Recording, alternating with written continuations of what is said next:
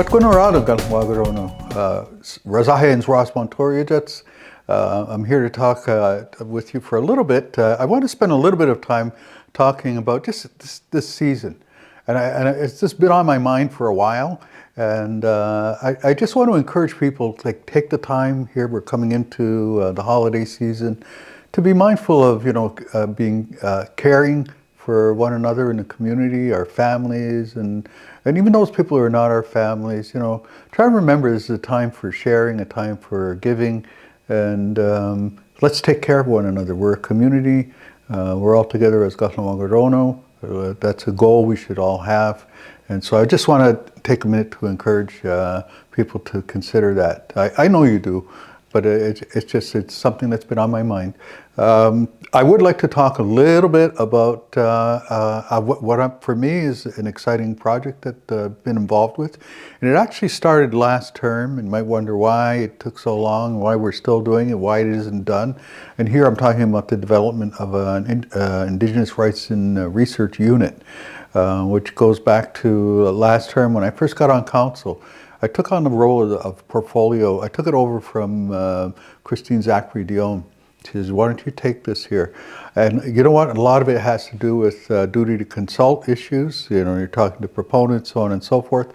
But I decided there was archaeology was involved in that too, to move it over to Indigenous Rights and Research from Heritage, because, Quebec's a kind of a province that says that they actually, don't get upset, but Quebec has taken a position, if you haven't already heard, that they were here before our people were.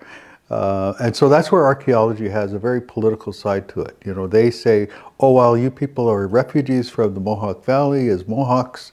The people that were here when Jacques Cartier showed up are the St. Lawrence Iroquois, different kind of pots. Well, we got involved in different projects involved with that, but somewhere along in that whole discussion and process, the late Grand Chief Joe DeGuerto Norton said to Christine and I want you guys to build an archaeology unit, because it has so much to do with, the kind of research that, refutes the St. Lawrence Iroquois theory, but also builds the case for, our presence here. But in discussions we had, we talked about a larger unit. And when I say a unit, I'm not necessarily talking a separate building like Kipo, but a staffed unit, because we need people to be able to move forward on files having to do with duty to consult issues, which is really forms the bulk of what we do in Indigenous Rights and Research. But there are other research things involved in that too. So we need to be able to house it and staff it in a certain way. So right now we're going through the visioning process, and then we're building onto that the mission statement. But this year we're looking to have it completed. So I have two technicians working on that right now, and people from different parts of our Mohawk Council of Kahnawake organization working on that. We just had a meeting this week, we're gearing up, and we're accelerating the work that we're doing for the development of the Indigenous Rights and Research Unit. People may sometimes wonder, well, what's the point of all of that? But it is, if you look at the kind of research you do, if you're talking about things having to do with land issues, land grievances like SL, these become very crucial to the work in many kinds of ways. But it goes beyond that. So I'm excited about that, and that's really the kind of work a lot that I've been doing lately. And we're accelerating on. We were delayed by both things. There was the rail blockade of a couple of years ago, and then moving into the pandemic, which really kind of got us refocused in other areas. So that kind of ended up on the back burner, but we picked it up, and I'm excited. And I think ultimately this is going to be able to move us into the future more effectively in terms of how we take on those things like specific claims, environment. That's all part of it. Like when we do duty to consult, environment is a heavy part of that.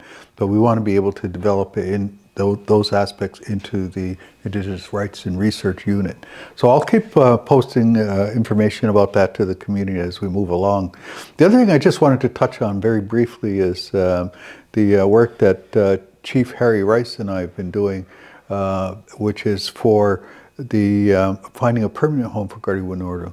When we both got on to council, that was key. That was Harry's main platform item, was to find a permanent home and stable funding for Gardy Winora. We got the funding thing down, but we're still working on a permanent home.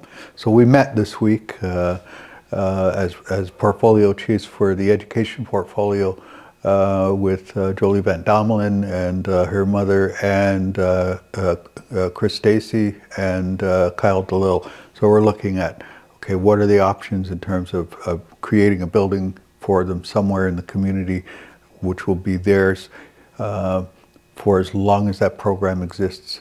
And just bear in mind that all of this here, these belong to us. It's part of our heritage.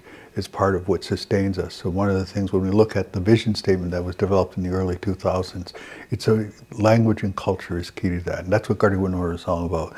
So with that, I just want to leave you, again, have a wonderful holiday season. Share it with your family. That's good food, good times, and look to the new year. And treat each other well. What the heck? Yahogoa. Dona Onagawahi.